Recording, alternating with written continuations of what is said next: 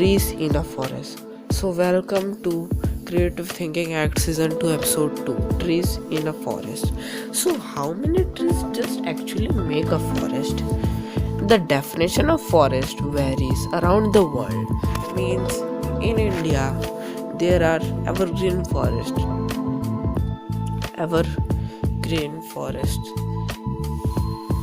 and in Savannah, that is not called forest, that is called desert. So what is a literal definition of forest?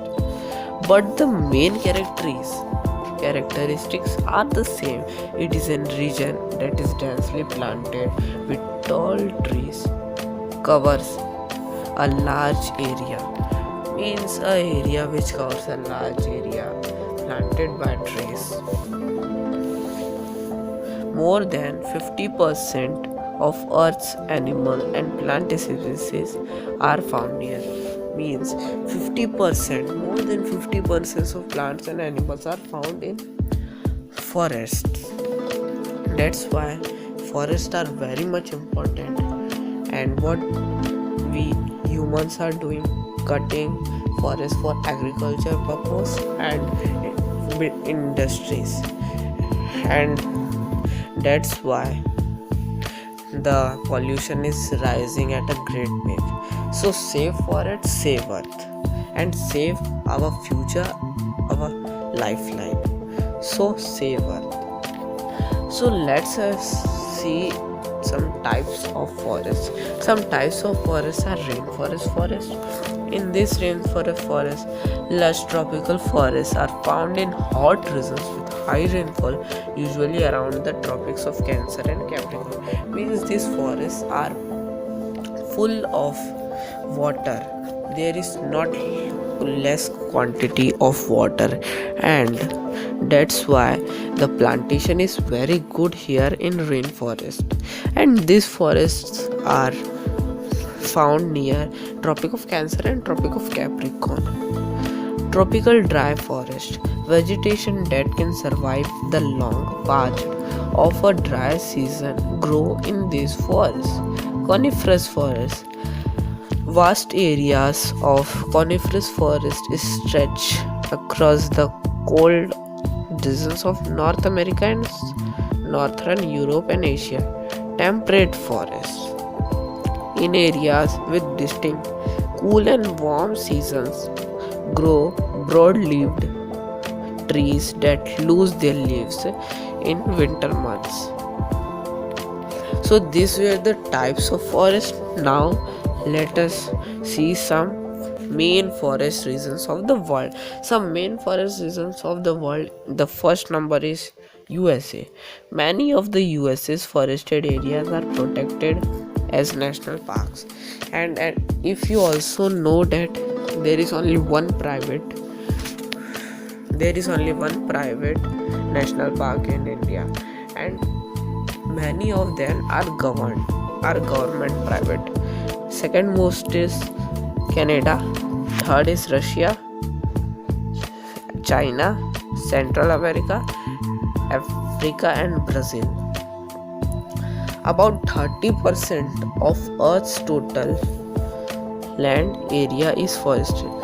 Means you can see 70% of land is water, and you can say human settlements. That's why we should save forests, plant trees, plant more and more trees. And what you don't believe, I tell you what you don't believe. Stretching 112 meters into skies, a redwood sequoia tree in Montgomery State Reserve near Ukiah, California, USA can claim to be the tallest tree. However, it is not the tallest tree in the history. Two trees in Australia measured 143 meter and 150 meter. Means you can see the tallest tree on the earth present are 150 and 143 meter. Both are presented in Australia, and one is also presented in Canada. You can say that is 112 meters tall. Now let us see how to reach the top of rainforest. Means how to reach the top of rainforest. Let's see. The step 1 is start in the damp, shady forest floor. In some forest, only 2% of light reaches this area, which is covered in leaves and roots. Means very less quantity of light is reached towards the floor of the rainforest. Now the second step is climb up to about 15 meter 50 feet from the floor. You are now in the understory where small trees can branch out. Means now you can climb 15 meters from the floor, that is 50 feet, and you are now in the area of where small trees branch out. Now what is step 3? The step 3 is top of the canopy, where the tops of taller trees is spread out to form a dense canopy that traps sunlight. Now you will reach the canopy of that forest.